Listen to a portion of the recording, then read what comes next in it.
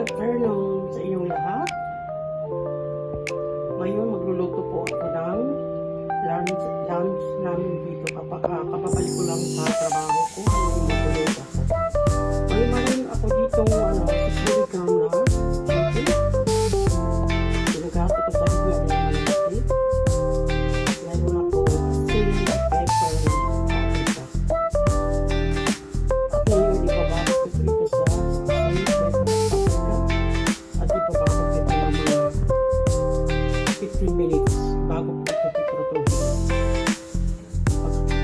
Pakita ko sa inyo.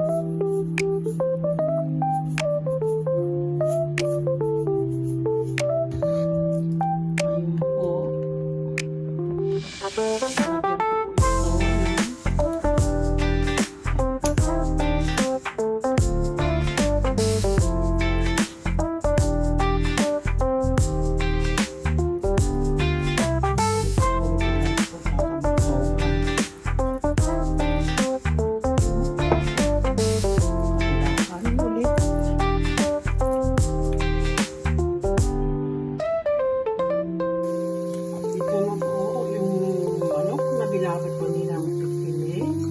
Ngayon, prito ko na ito. Tapos ko na po ito pritohin ng mga 5 to 6 minutes lang. At ngayon, gagawa ko ng sauce. Itong